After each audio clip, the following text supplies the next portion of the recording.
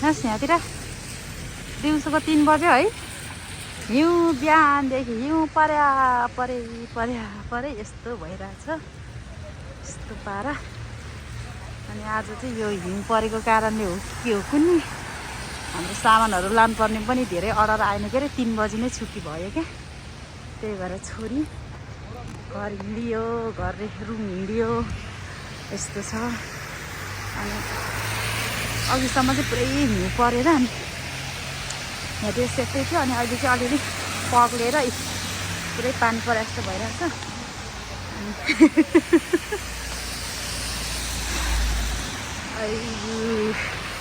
अब यस्तो चिसो हुन्छ कि यो हिउँ, अब यो हिउँहरू पग्लिएपछि चाहिँ आजभन्दा नि अब भोलि चाहिँ चिसो हुन्छ। म चाहिँ अब रुममा जाँदैछु। यहाँनिर अरू बेला त म अब हिँडेर जान्थेँ नि त, रुम नजिकै हो। आज त पुरै हिउँ परेर अब बाटो पनि यस्तो चिप्लो भइरहेछ है, अनि चिसो पनि छ नि त। 안녕하세요. 내일 봐요. अनि त्यही भएर यहाँ चाहिँ म बस कुर्ने, यहाँनिर चाहिँ बस स्टप हो। अब यहाँ बस आउँछ 3 बजेर 10 मिनटमा बस आउँछ, त्यही भएर एकछिन कुर्नु पर्यो। अनि त्यसपछि बस आएपछि रुममा जान्छु। यहाँबाट जाने है यसरी। यस्तो छ, म चाहिँ गाडीमा चढेँ। पुरै हिउँ परिरहेछ। 정류장 도착 때까지 앉아 계시기 바랍니다.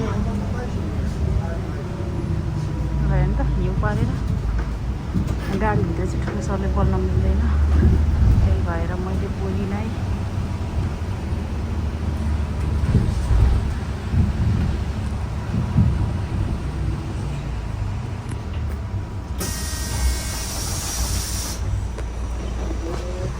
हिउँ त झन्झन पुर्केको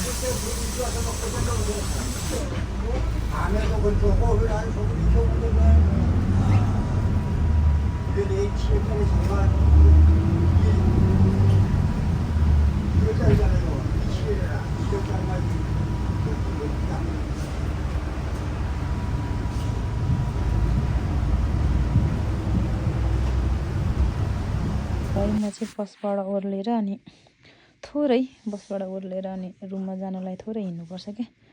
अनि यो रोडको छेउछेउको हेर्नु न, यो बोटहरूमा कस्तो मजाले हिउँ बसेको छ कि बुर्रै फुर्र उडाएर सबै त्यो यो रुखहरू, यो के हो, यो धुबी हो कि धुबी जस्तो टाइपको हुन्छ नि त, कस्तो राम्रो छ है।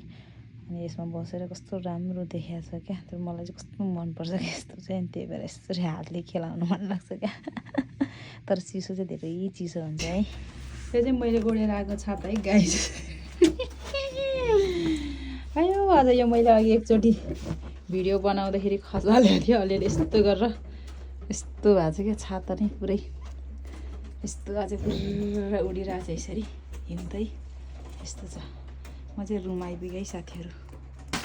यसरी टुङ गरेर झराउनु पऱ्यो नि होइन, यसरी ल यस्तो छ। यहाँनिर हेर्नु न कस्तो मजाले बसेको छ क्या। जो मलाई चाहिँ फेरि यस्तो कस्तो रमाइलो लाग्छ क्या यस्तो हिउँहरू देख्दा चाहिँ, चिसो भए पनि है रमाइलो लाग्छ क्या।